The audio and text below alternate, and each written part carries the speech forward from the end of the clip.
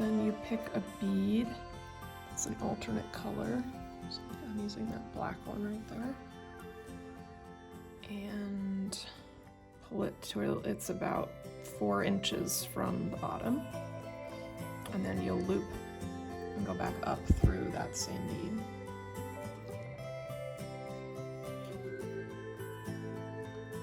And that's just gonna serve as a little stopper for you.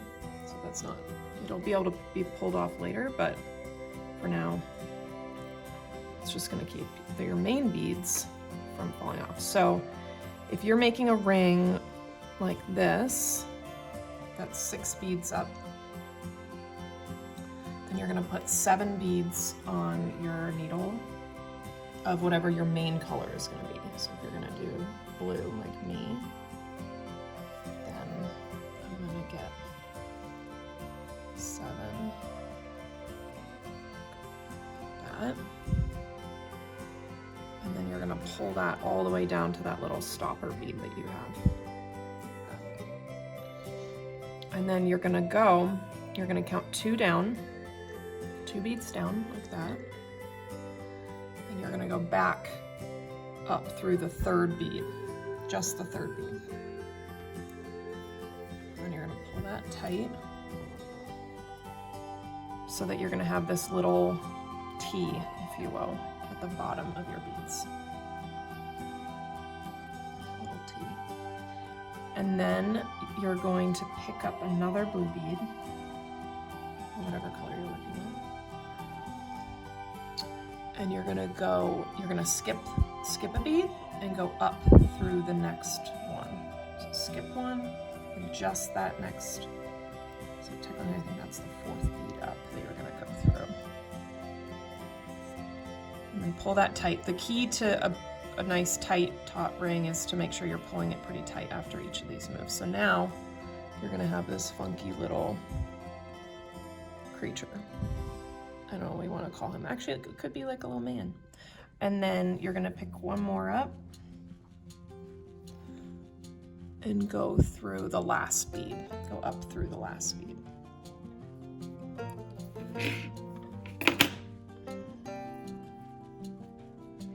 And then you'll pull that nice and tight, and you have done the hardest part.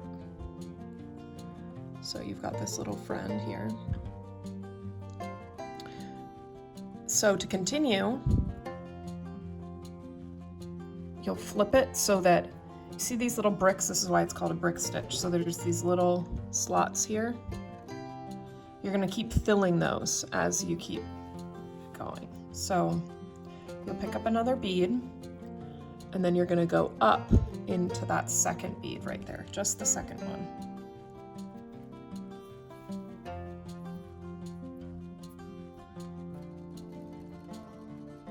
So you've laid another brick. And then you'll just continue like this. You pick up a bead, you skip one where that little slot is, and so you'll go through the 4th bead now.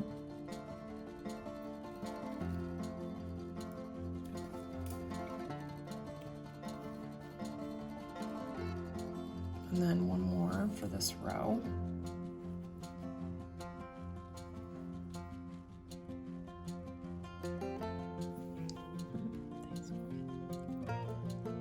And that's your 2nd row. And so then you'll flip it again.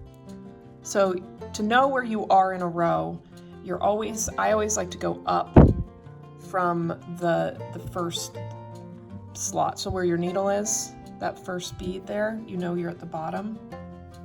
So if you pick up another one and you go into that 2nd bead there,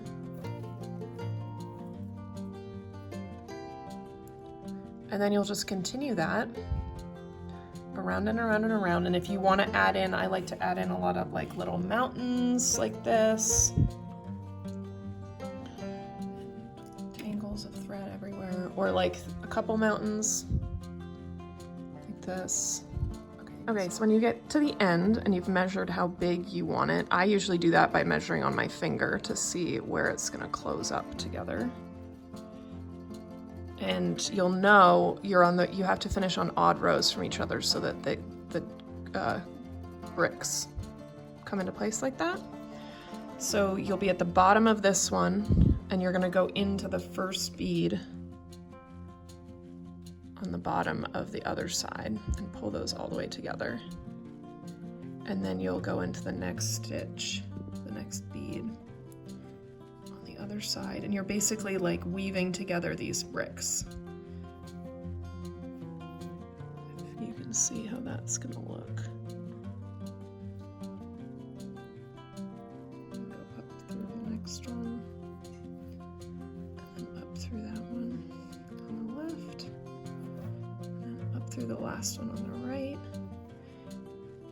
Looks like a little corset or something, and then you'll pull it together and it magically disappears like that. And so then to finish, I take this one that I have right now and I'm going to go back down into the next bead over. So there's kind of a gap right now, so I'll go down into this one, and I usually go diagonally about halfway in so that it'll look like that on the back side. And I push that all the way through and pull that tight. So that's gone. So now you see that's closed up that gap. And then it's in the middle there. So then what I'll do is I'll cut the thread, and then I'll put the needle on the other side. And I'll do the same thing so that the two match up in the middle there. So I'll cross over here one, and I'll go in about, it looks like here I came out halfway through.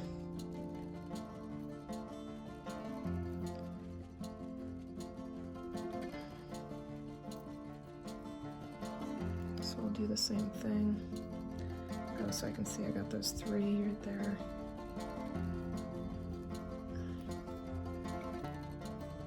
And then pull that all the way tight.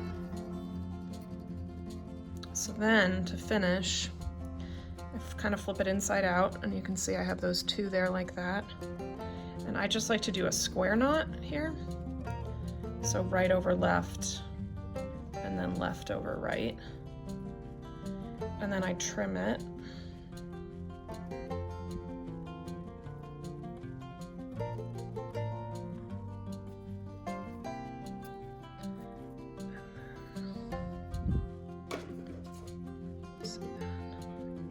So it's about, I don't know, half a centimeter like that. And then for the last finale moment, I pinch this. So you want to be really careful not to melt anything else, but I'll just carefully get kind of close. You'll see it'll start to go. And then I just use my finger. You can use the back of your lighter. So you've got that little... And then you can't feel that, but that kind of locked that together. You need to make sure you leave enough left. And voila. There you go.